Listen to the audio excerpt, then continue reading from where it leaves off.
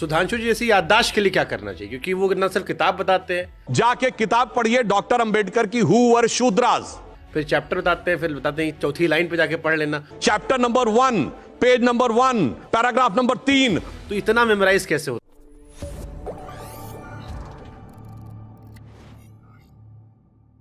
सुधांशु जी जैसी याददाश्त के लिए क्या करना चाहिए, क्योंकि वो न सिर्फ किताब बताते हैं, फिर चैप्टर बताते हैं, फिर बताते हैं चौथी लाइन पे जाके पढ़ लेना। तो इतना मेमोराइज कैसे होता है, ये याददाश्त कैसे, इसकी ट्रेनिंग प्रैक्टिस कैसे की जाए? देखिए, इसके लिए मैं बचपन में तो देखिए आपकी वो भी हंस रहे हैं वहां से। ये बचपन में मैंने पढ़ा था। हाँ। ये प्रश्न स्वामी विवेकानंद की हम्म। पुस्तक में उन्होंने इसका बड़ा अच्छा उत्तर दिया।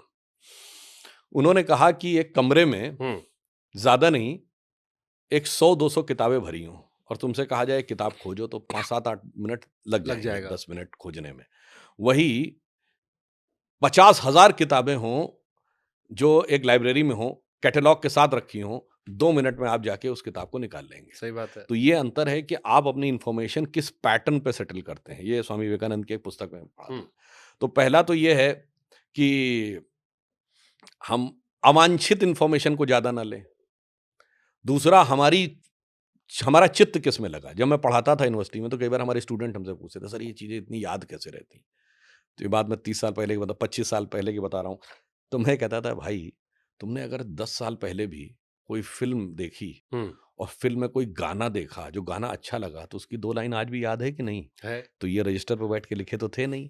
और अगर ज्यादा अच्छा लगा तो क्या पता 4 लाइनें भी याद हों। सही बात है। और फटाफट फिल्मी गानों पे अंताक्षरी करने को बच्चे सब तैयार हो जाते हैं। कह दो हाँ। कविता पे अंताक्षरी, इतना कहाँ याद रहता है। क्योंकि कविता सिलेबस में पढ़ते हो, उसे बोझ मान के पढ़ते हो, गाना आनंद से पढ़ते हो। तो उसमें क्या, देखिए हमारे क्या कहा गया है, मन बुद्धि चित्त अहंकार। तो चित्त जिस चीज में लगा रहता है, मन उस दिशा में अधिक तेजी से सक्रिय होता है, बुद्धि उसको ज्यादा तेजी से ग्रैस्प करती है। तो इसलिए मेरा सिर्फ ये कहना है कि चित्त लगाइए, उसके बाद कुछ करने की जरूरत ही नहीं होता, तो अपने आप ही होता चला ठीक जाता है। आपका जो धार्मिक ज्ञान है, ये किसी गुरु की कृपा या परंपरा से अर्जित है या स्वाध्याय से? देखिए, मुझे थोड़ा बचपन से इन चीजों में इंटरेस्ट था। मेरी टेंडेंसी इसी प्रकार की थी और बचपन में बहुत बड़े विद्वानों और इस ढंग के लोगों के साथ उठने बैठने का, बहुत बच्चे थे, घर पे भी लोग आते थे लखनऊ में। हाँ, और बड़े बड़े साहित्यकार भी घर पे आते थे, नवाबों के शहर में।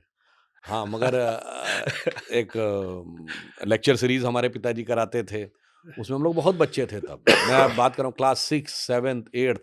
तो सुनते थे। तो ऐसा नहीं कि मैं कहूँ हर चीज समझ जाते थे, सुनने से आपको ग्रैस्प हुआ, फिर आप बड़े होते तो उसको एनालाइज कर लेते हैं। तो इसलिए मेरा मानना है कि जो लोग भी माँ बाप हैं जिनके बच्चे छोटे हैं, उनको कम से कम बच्चों को पॉजिटिव चीजें ग्रैस्प करवाना शुरू करना चाहिए। अब आप ही अगर सिर्फ घर में बैठ के फिल्मी गाना गाएंगे और वो टीवी के ऊपर केवल हंसी मजाक के सीरियल देखेंगे, इसमें कोई बुराई नहीं है, पर अगर सिर्फ यही रहेगा तो बच्चे का मन बहुत शार्प होता है उस चीज को ग्रैस्प करने में। जैसे मिट्टी जब गीली होती है तो वो बीज को उगाने के लिए बहुत अप्रोप्रिएट स्थिति में होती है, उसमें डालना क्या है यह चीज ध्यान रखनी चाहिए। तो अगर आप उसमें अच्छे सीड डालेंगे, बड़े होके वो उस ढंग का डेवलपमेंट हो जाएगा। तो ये मेरा मानना है कि उस ढंग से ये एक, और हर आदमी की एक टेंडेंसी भी होती है। आप यंगेस्ट सूचना सलाहकार ही बने थे 35 साल की उम्र में, राजनाथ सिंह जी के। नहीं, 30 साल की उम्र में, बाप रे। तो आप मैकेनिकल इंजीनियरिंग से यहाँ कैसे आगे फिर? अब वो तो बिल्कुल अलग क्षेत्र था। वो ऐसा था कि हम संघ में बहुत सक्रिय थे और उसके बाद जब हम पास आउट करके आए तब तक वो 92 वाली सरकार आ चुकी थी। तो संघ के माध्यम से लखनऊ में कई संघ के बड़े पदाधिकारियों से परिचय हुआ, वहाँ के माध्यम से भाजपा के कई नेताओं से परिचय हुआ, वरिष्ठ लोगों से। अब उसमें एक ब्रह्मदत्त द्विवेदी जी होते थे जिनकी जिन्होंने डेथ हो मायावती गई, जी के 97 में डेथ था। हो गई। कलराज मिश्रा जी थे, फिर राजनाथ जी थे, डॉक्टर जोशी से भी उस दरमियान ही परिचय हुआ।